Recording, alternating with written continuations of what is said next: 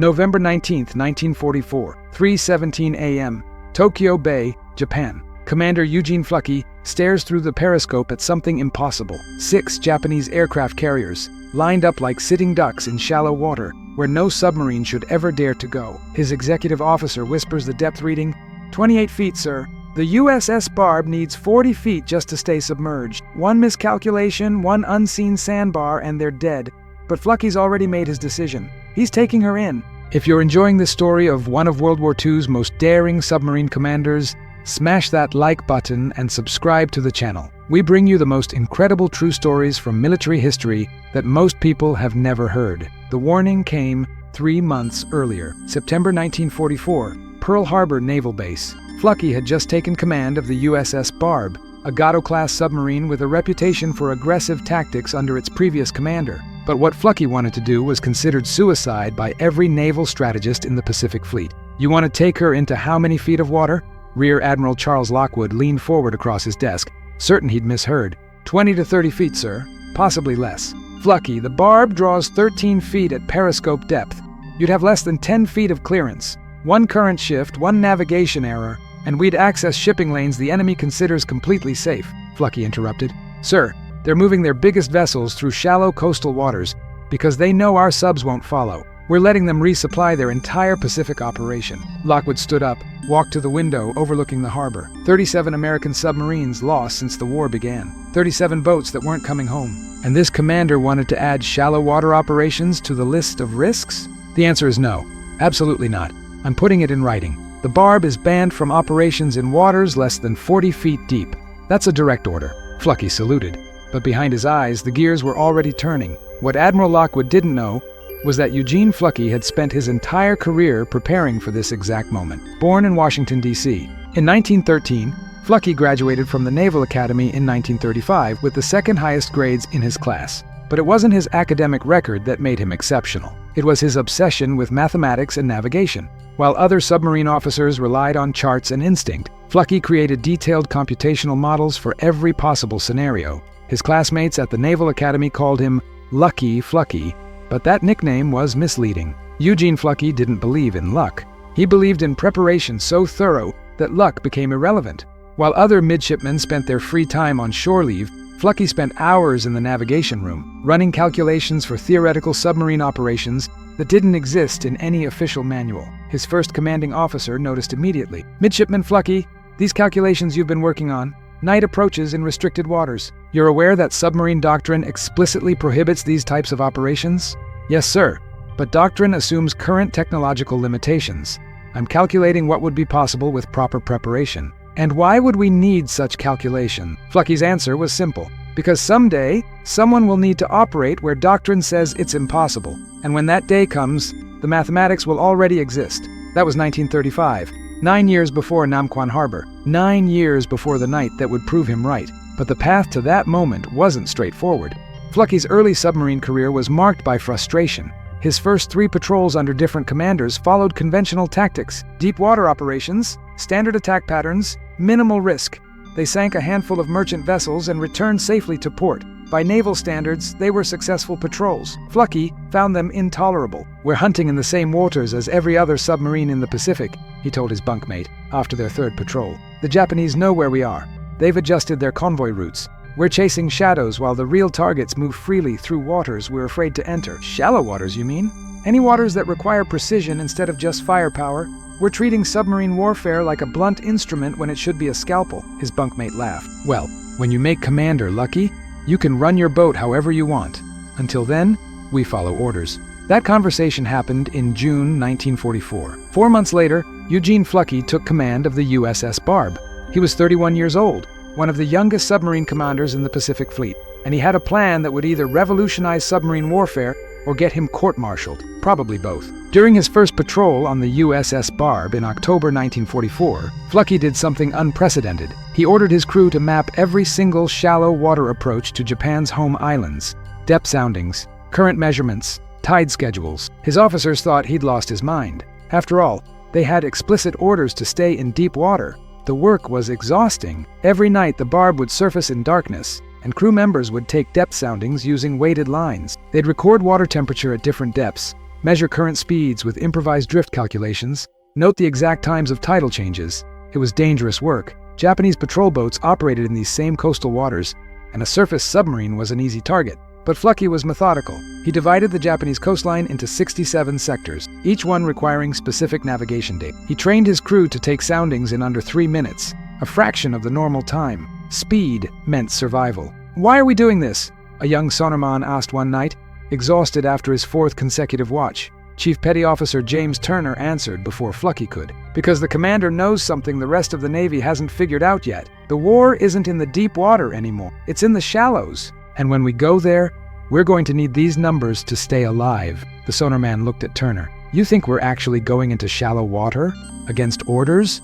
Turner smiled grimly. "Son, I've served under 3 submarine commanders. 2 of them followed every rule in the book and sank a combined total of 8 enemy vessels. This one calculates angles in his head while eating breakfast. I don't know what he's planning, but I guarantee it's not in any manual." Turner was right. By November 1944, Flucky had compiled over 400 pages of handwritten navigation data, water depths measured to the foot, current patterns tracked across 30-day cycles, tide tables verified against lunar calendars. It was the most comprehensive shallow water navigation guide that existed anywhere in the U.S. Navy, and it was completely unauthorized.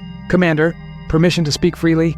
Lieutenant Paul Saunders, the navigation officer, stood in the cramped control room. "Granted. Sir, what exactly are we doing?" "The Admiral's ban is crystal clear." Flucky pulled out a worn notebook, flipped to a page covered in calculations. "Mr. Saunders, I've been studying the Japanese convoy routes for 6 months. Every major resupply operation moves through the Namquan Harbor approaches. Water depth, 24 to 36 feet, depending on tide. Our colleagues are hunting in the deep Pacific, finding scraps. The real targets are in the shallows. But the orders ban operations in shallow water. They say nothing about reconnaissance. We're gathering intelligence, nothing more." Flucky smiled. For now. But gathering intelligence was about to become obsolete, because on November 19, 1944, everything changed. The radio transmission came through at 0200 hours. Japanese naval intelligence intercepted and decoded. 6 carriers had taken shelter in Namquan Harbor, avoiding a typhoon sweeping across the Pacific. The harbor's depth made it a perfect sanctuary. No American submarine could touch them there. Flucky assembled his officers in the wardroom. "Gentlemen, we have 6 carriers sitting in 28 feet of water, 112 miles from our current position. We have a 4-hour window before they move to deeper anchorage at dawn." The silence was absolute. Every man in that room knew what he was suggesting. "Sir," the engineering officer spoke up, "even if we could navigate those waters, the barb's beam is 27 feet. We'd be a giant target in shallow water. 1 depth charge and we can't dive away. We can't escape. Exactly, they won't expect us. Their defenses are set up for deep water attack pattern. Depth charges positioned for submarines at 100, 200 feet, not 30. "Commander," Saunders interjected, his voice tight, "Admiral Lockwood's orders are explicit. This isn't a gray area." Flucky looked at each man. "I'm aware of the orders. I'm also aware that 6 enemy carriers represent the single largest concentration of Japanese naval power we've encountered in 8 months. Those ships will carry aircraft that will kill American soldiers, sailors, and Marines. Probably thousands of them." He paused. "I'm going in. Any man who wants to request transfer to another boat, speak now. No judgment, no consequences." Not a single sailor moved. What happened next would become the stuff of legend, but the reality was far more terrifying than any Hollywood version could capture. At 02:47 hours, the USS Barb began her approach to Namquan Harbor. Flucky ordered the boat to periscope depth, which in these waters meant the bottom of the hull was scraping within 6 feet of the seafloor. One miscalculation would beach them, in enemy waters, in the dark, with no chance of rescue. The sonar operator's voice was barely a whisper. "Depth under keel, 6 feet, sir." 6 feet. That's the height of a tall man. That's all that separated the USS Barb from running aground in enemy territory. "Maintain depth. All ahead, 1/3. The submarine crept forward at 3 knots, slower than a man could walk. The crew had been briefed to move silently. No unnecessary conversation, no dropped tools, no footsteps heavier than necessary. Every sound carried through water, and there were Japanese listening posts all along this coast. Inside the control room, sweat dripped despite the cold.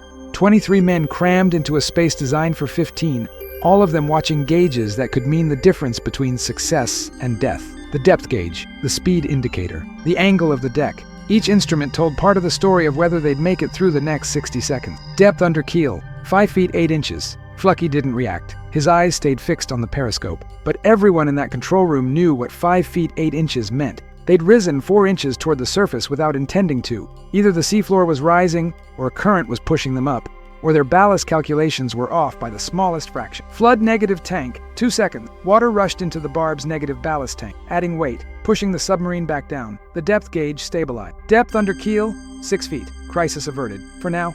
But the depth wasn't their only problem. Through the periscope, Flucky could see the bioluminescence. In shallow, tropical waters, disturbed plankton glowed. The barb's passage was creating a faint trail of light on the surface, like a ghost moving through the darkness.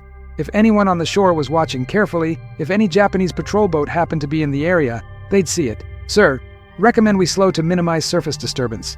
Negative. We have a 40-minute window before the tide shifts. At our current speed, we'll reach firing position with 12 minutes to spare. Any slower, and we'll be here when the tide drops. And in case you've forgotten, we need 23 feet of water just to stay submerged. The navigation officer, Saunders, was calculating in his head. Sir, if the tide drops while we're in position, then we'll be visible from the shore. I'm aware, Mr. Saunders, which is why we're going to fire our torpedoes and be gone before that happens. But even as he said it, Flucky knew the timing was nearly impossible. Fire too early, and the torpedoes might miss as the carriers adjusted position. Fire too late, and they'd be beached in enemy waters. The margin of error was approximately 4 minutes. The depth gauge became their entire world. 29 feet, 28, 27 and a half. Each measurement was taken every 30 seconds and called out in a quiet monotone that somehow made the terror more pronounced. Depth under keel, 5 feet 2 inches. Obstacle ahead, 200 yards. Estimated height 4 feet above seafloor. An underwater ridge, uncharted. If it was 4 feet high and they had 5 feet of clearance, they could pass over it, barely. But if the estimate was wrong by even 2 feet, the barb would drive straight into it at 3 knots. Can we navigate around it? Negative, sir. The ridge runs perpendicular to our course. It's either over or turn back. Flucky made the calculation in his head. Turn back meant aborting the mission. Going over meant trusting an estimate made by sonar in shallow water, where acoustic readings were notoriously unreliable. All ahead slow, 15 degrees up bubble. We're going over. The submarine tilted upward, nose rising, stern dropping. The angle was gentle, but in a submarine, any angle feels dramatic. Men grabbed support rails, loose equipment shifted, and everyone waited to hear the grinding sound of hull plates meeting rock. The barb passed over the ridge with 18 inches to spare. They didn't know that until later. At the moment, all they knew was that the grinding sound never came. Level off, resume course, 3 more obstacles, 2 more ridge crossings. One moment when the depth under keel dropped to 4 feet 11 inches and stayed there for 7 seconds that felt like 7 hours. And then, finally, the sonar operator spoke the words everyone had been waiting for. Multiple large contacts bearing 035, range 1,000 yards. Profile consistent with carrier-class vessels, count 6 contacts. All stop, Flucky commanded. The submarine drifted forward on momentum alone, silent as a ghost. Through the periscope, Flucky could see the carriers, not through some distant tactical view, but close enough to read the hull numbers. They were enormous, each one capable of carrying 80 aircraft. The Shokaku, the Zuikaku, 4 others whose names would never be confirmed because of what happened next. Range to target? Flucky's voice was barely a whisper. 800 yards, sir. In submarine warfare, that's point-blank range. Close enough that even the barb's aging Mark 14 torpedoes couldn't. Close enough that if they were spotted, enemy destroyers would be on them in seconds. Prepare tubes 1 through 6. Set depth to 8 feet. The weapons officer looked up. Sir, standard carrier targeting depth is 20 feet. These carriers are barely drafting 22 feet in this shallow water. Set depth to 8 feet. They'll run right under the hulls if we go standard depth. The mathematics were insane. The torpedoes needed to run shallow enough to hit the carriers, but deep enough not to break the surface and give away their position. An error of 2 feet in either direction meant mission failure. Solution ready, sir. Flucky took one more look through the periscope. 6 carriers. The largest Japanese naval concentration since Midway. If he succeeded, it would be the single most devastating submarine attack in naval history. If he failed, his crew would die in the next 10 minutes, and the Navy would use his disobedience as a cautionary tale for the next 50 years. Fire 1. The submarine shuddered, a hiss of compressed air. The first Mark 14 torpedo launched into the dark water, its electric motor nearly silent. Fire 2! Fire 3! Flucky fired all 6 torpedoes in 47 seconds, a spread pattern designed to account for any last-minute carrier movements. Then came the worst part, waiting. In submarine operations, there's a gap between firing torpedoes and knowing if they've hit. The weapons take time to travel, time during which the enemy might spot you, time during which your torpedoes might malfunction. The Mark 14 had a failure rate approaching 40% in 1944. 4 out of 10 simply didn't explode. Time to impact, 90 seconds, Saunders reported. Flucky ordered the boat to begin a slow turn, preparing for emergency dive procedures. Except in 28 feet of water, there was nowhere to dive to. If those carriers spotted them, they'd have to run on the surface, where every gun in the harbor could turn them into scrap metal. 60 seconds. The crew was silent. Some men prayed. Others gripped support rails, waiting for the depth charges they knew were coming. 30 seconds. Flucky pressed his face to the periscope. The carriers sat motionless, their crews probably sleeping, believing themselves safe in the shallow sanctuary of Namquan Harbor. 10 seconds, and then hell arrived. The first torpedo struck the Shokaku amidships. The explosion was so powerful that it lifted the carrier's bow 15 feet out of the water. Through the periscope, Flucky watched as a massive fireball erupted from the flight deck, igniting aircraft fuel and ammunition. 3 seconds later, torpedo number 2 hit the Zuikaku. Then 3 and 4 struck carriers whose names they'd never confirm. Jesus Christ, someone whispered in the control room. Damage report? Flucky's voice remained steady, almost clinical. Sir, we have 4 confirmed detonations. Fires visible on 3 carriers. One appears to be, the lookout's voice cracked. Sir, one of them is breaking in half. But Flucky wasn't watching the destruction. He was watching the destroyers. Already, searchlights were cutting through the darkness. Depth charge racks being loaded. The entire Japanese Naval Defense Force waking up to find 6 of their carriers under attack from an enemy that shouldn't exist in these waters. Take her down to 25 feet. All ahead full. Sir, at 25 feet we'll be 6 inches above the bottom and moving too fast for their depth charges to track. Do it now. The Barb dove. In shallow water, the maneuver was insane. The submarine's propellers churned up sediment from the seafloor, creating a visible wake on the surface.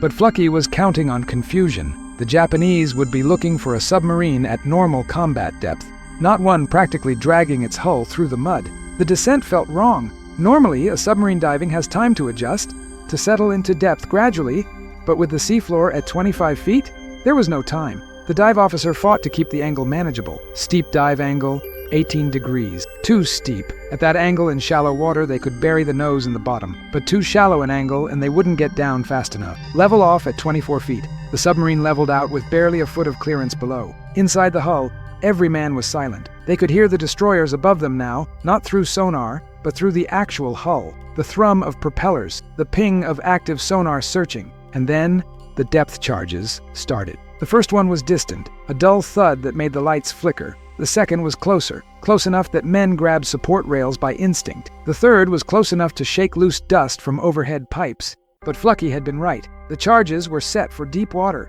They were exploding in empty ocean, 50 feet above the Barb's position. Maintain course and speed. Silent running procedures. Silent running meant shutting down everything non-essential. No ventilation fans, no unnecessary equipment, minimal propeller speed.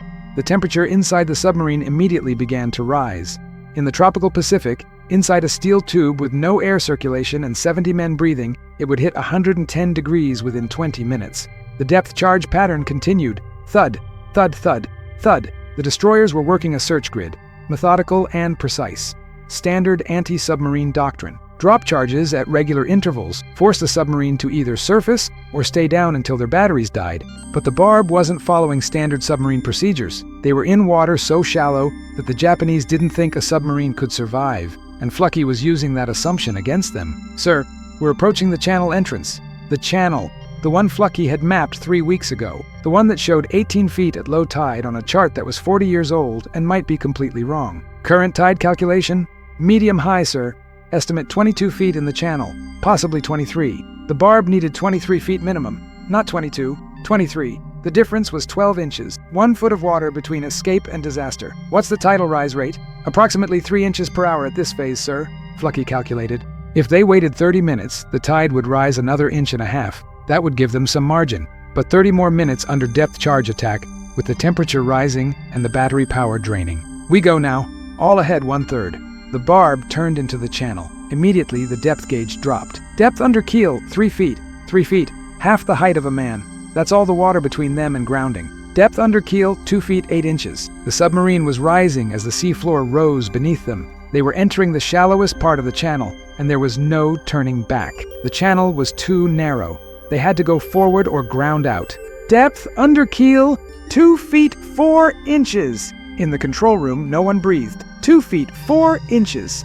If a man was lying on the seafloor beneath them, he could reach up and touch the hull. Depth under keel, 2 feet 1 inch. The propellers were less than 3 feet below the surface now. If anyone on shore looked carefully, they'd see the water churning. But the destroyers couldn't follow. Their draft was 8 feet. They could only wait at the channel exits. Depth under keel, 1 foot 11 inches. Sir, we need to surface. If we go any shallower, negative. Maintain depth. Reduce speed to 2 knots. The barb slowed to a crawl. The forward momentum that had been keeping them stable was gone. Now they were drifting, barely making headway, with less than 2 feet of clearance. Depth under keel, 1 foot 9 inches. And then, the most terrifying sound a submarine crew can hear, the scraping of metal on rock. It was brief, a grinding noise from somewhere aft, lasting maybe 2 seconds. Then it stopped, but everyone knew what it meant. Some part of the submarine's hull had made contact with the seafloor. They'd touched bottom in enemy waters. Damage report. Checking now, sir. 30 seconds of silence. 30 seconds where every man imagined the worst. A ruptured hull, water flooding in, the submarine settling to the bottom with no way to surface. Outer hull scraped, sir. No structural damage detected, no leaks. They'd been lucky. Whatever they'd hit had scraped the outer hull plating, but hadn't penetrated to the pressure hull. They were still intact, still operational. Depth under keel, 2 feet 3 inches. The seafloor was dropping away. They were through the shallowest part. The depth gauge climbed slowly. 2 feet 6 inches, 3 feet, 4 feet. Sir, we're approaching the fishing village. Through the periscope, Flucky could see lights. The village was waking up. Fishermen preparing their boats for the morning catch. In 15 minutes, they'd be heading out to the same waters where the barb was hiding. Prepare to surface. Gun crews to battle stations, but weapons remain safe. We're going through, not engaging. The decision to surface was calculated. Submerged, they were slow and vulnerable. Surfaced, they could use their diesel engines, make better speed, and actually navigate visually through the harbor. But it meant being completely exposed. Helm, come right to heading 035. Emergency ascent to periscope depth. They needed to see if they were still being pursued. The periscope broke the surface, and Flucky immediately wished it hadn't. Behind them, Namquan Harbor was an inferno. 3 carriers were fully engulfed in flames. A 4th had capsized.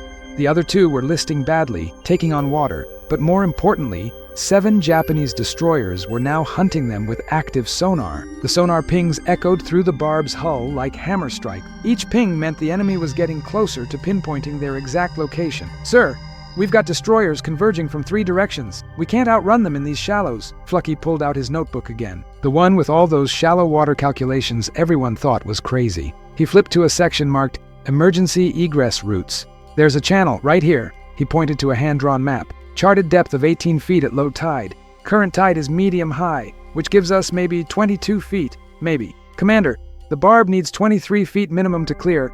I know what she needs, but it's either that or we surface and surrender. Which would you prefer? Here. The course was set. The USS Barb turned into a channel so shallow that fishing boats avoided it. Behind them, destroyers pursued, but they couldn't follow. Their draft was too deep.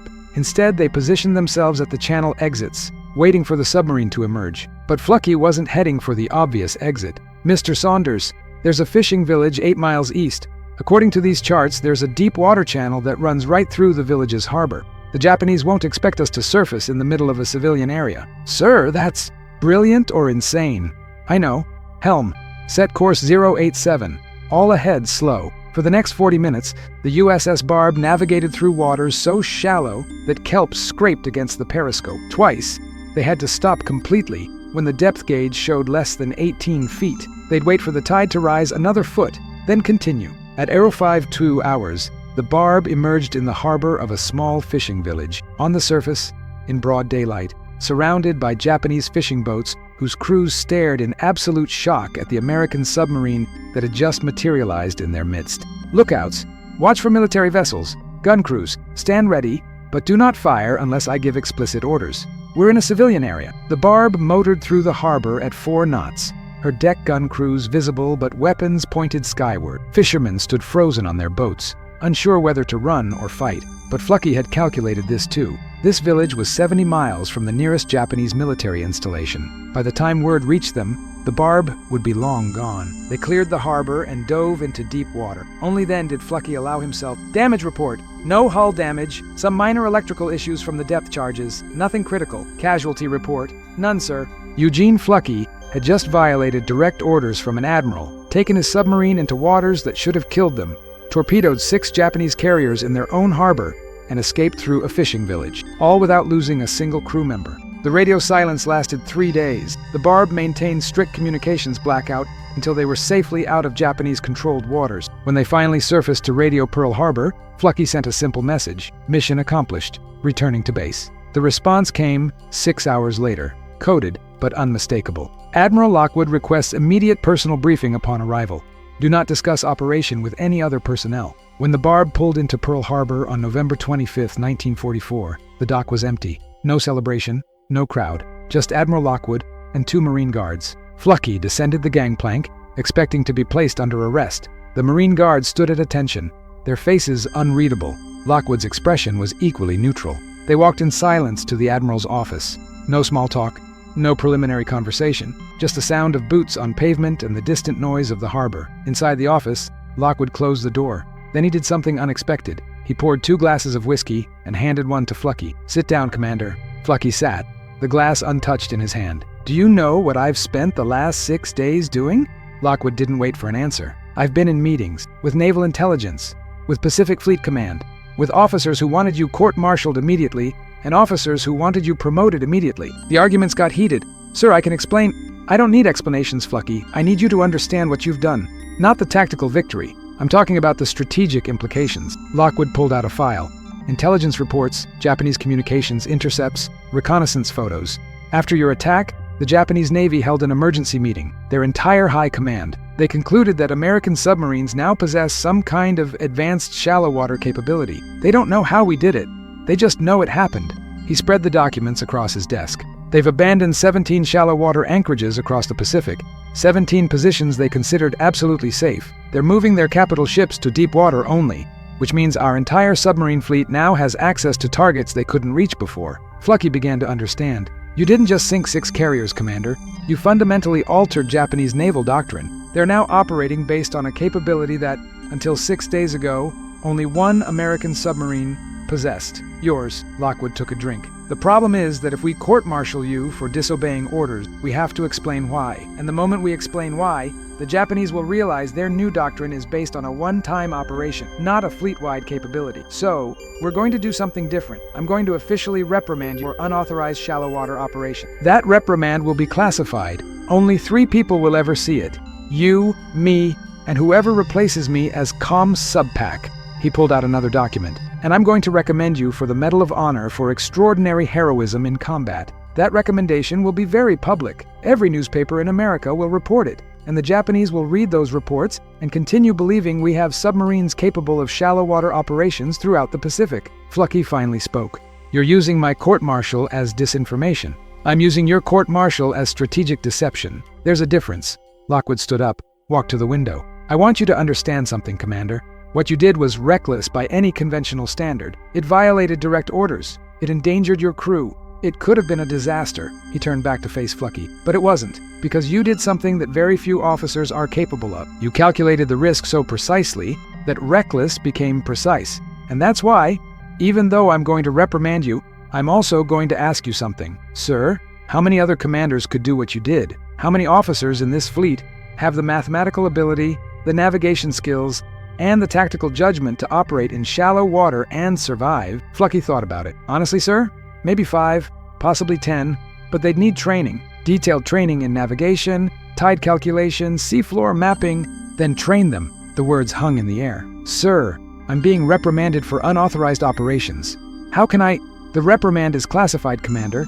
As far as the fleet is concerned, you're a Medal of Honor recipient who pioneered a new tactic. I want you to spend the next 3 months teaching select submarine commanders how to do what you did, not the attack, the preparation, the mathematics, the navigation, everything that made Namquan Harbor possible." Lockwood handed over the Medal of Honor citation. "This is what the public will see, what the Japanese will see, what history will see." Then he handed over the classified reprimand. "And this is what actually happened. You defied orders because the orders were based on assumptions that you proved false. I'm betting that 50 years from now, someone will declassify this document and realize that sometimes the most important military innovations come from officers who know when to break the rules." Flucky read both documents.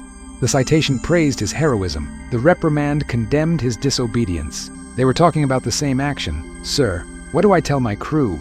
They know we violated orders. You tell them the truth, that they served on the most successful submarine patrol in Pacific Fleet history, that their commander made decisions that saved American lives by sinking enemy carriers, and that sometimes doing the right thing and doing the authorized thing aren't the same. Lockwood raised his glass. To unauthorized excellence, Commander. Flucky raised his glass. To calculated risks, Admiral. They drank. Commander Flucky, I have a message from Naval Intelligence. Their confirmation just came through. He handed over a classified document. You didn't sink 6 carriers. Flucky's heart dropped. You sank 4 carriers and damaged 2 so badly they'll never see combat again. The Japanese lost approximately 1,800 sailors and over 300 aircraft. Naval Intelligence estimates you've set back their Pacific carrier operations by at least 6 months. Lockwood paused. I'm recommending you for the Medal of Honor. A point de oui. Sir, I violated direct orders. You did, and I'm going to have to officially reprimand you for it.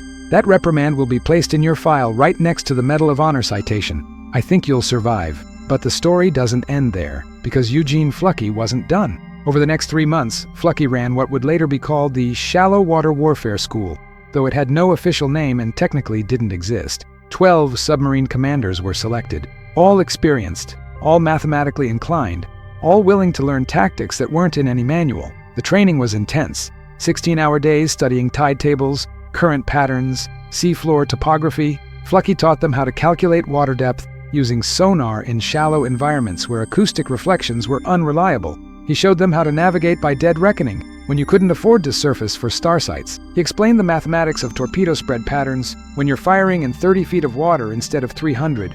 But the most important lesson was psychological. Shallow water operations aren't about being brave, Flucky told his students. They're about being prepared to the point where fear becomes irrelevant. Every man on my boat was terrified during the Nam Quan attack, but they trusted the calculations. They knew I'd done the mathematics, and that made all the difference. Sure. One of the students, Commander Lawrence Dash of the USS Hado, raised his hand. Sir, how did you convince your crew to follow you into those shallows? They knew it violated orders. Flucky smiled. I didn't convince them.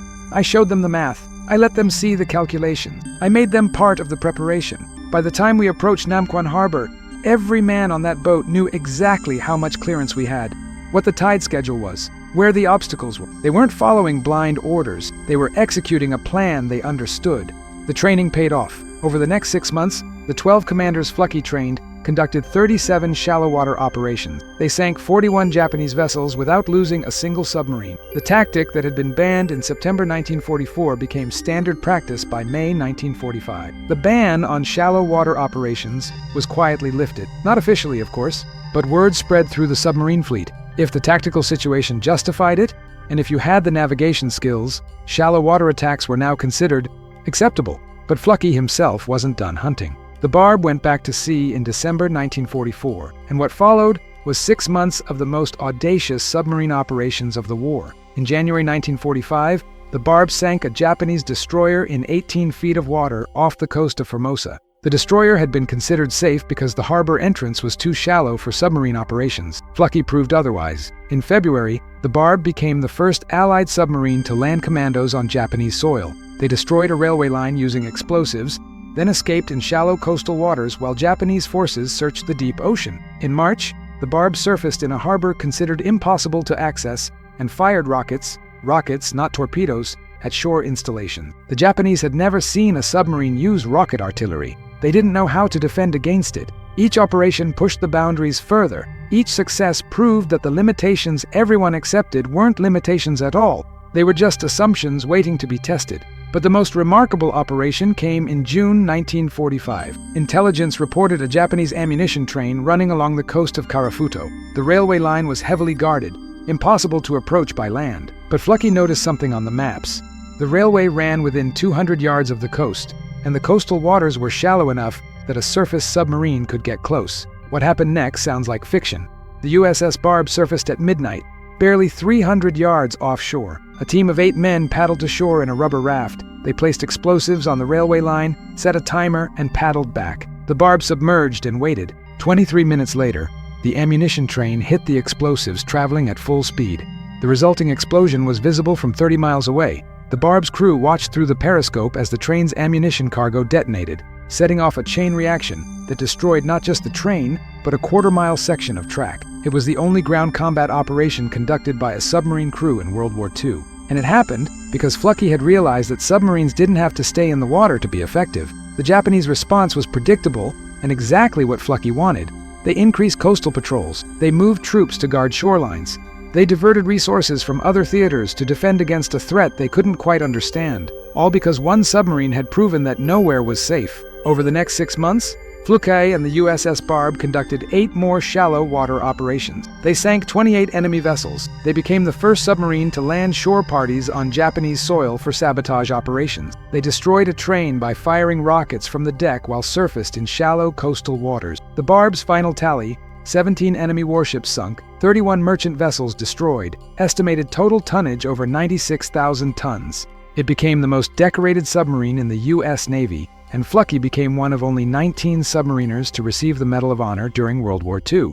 But here's what most people don't know. After the war, when naval historians analyzed Japanese records, they discovered something remarkable. The shallow water attack on Namquan Harbor had caused a fundamental shift in Japanese naval doctrine. They stopped using shallow harbors as sanctuaries, which meant they had to keep their carriers in deep water, which made them vulnerable to the entire American submarine fleet. One banned operation, conducted in 28 feet of water, had effectively changed the strategic calculus of the entire Pacific Naval War. Eugene Flucky retired from the Navy in 1972 as a Rear Admiral. He never publicly discussed whether he'd known his Namquan Harbor attack would be career-ending or career-making. When asked about violating Lockwood's orders, he'd simply say, "I had all the information I needed.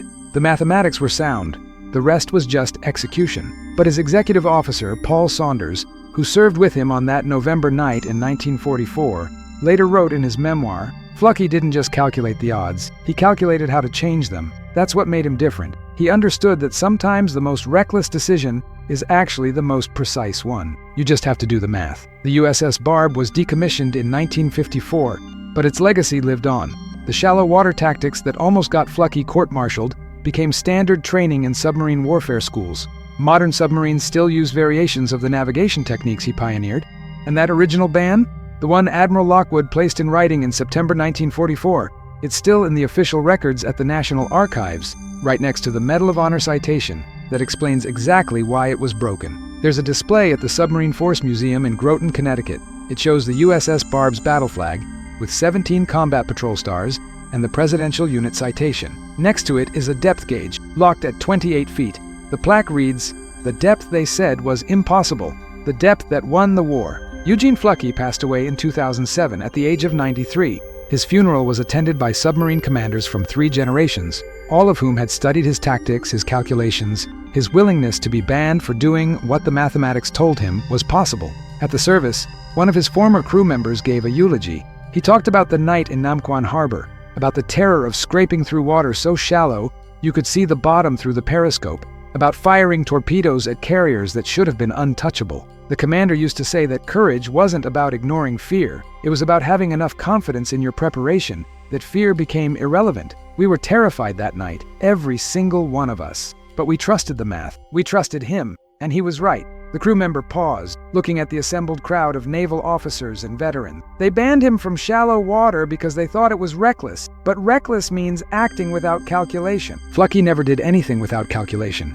He was the most precise man I ever met. He just happened to be precise about things that looked impossible to everyone else. In the end, that's the real story of the USS Barb and her reckless commander. Not that he broke rules, not that he was particularly brave, but that he understood something fundamental about warfare. The enemy's assumptions are your greatest weapon. The Japanese assumed no submarine could reach them in shallow water. That assumption cost them 6 carriers. Sometimes the most dangerous thing you can do is exactly what everyone says is impossible. Because if you've done the math and you know you're right, then it's not impossible at all. It's just banned. Until it isn't. The USS Barb's combat record speaks for itself. 4 Presidential Unit citations, 8 battle stars, 17 enemy ships sunk, and 0 crew members lost in combat. A submarine that was banned from shallow water became the submarine that proved shallow water was where the war could be won. And Eugene Flucky, he didn't just torpedo 6 carriers, he torpedoed the entire concept of what submarine warfare could be.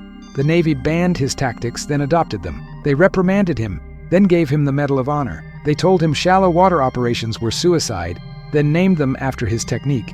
Because in the end, being right is more powerful than being obedient.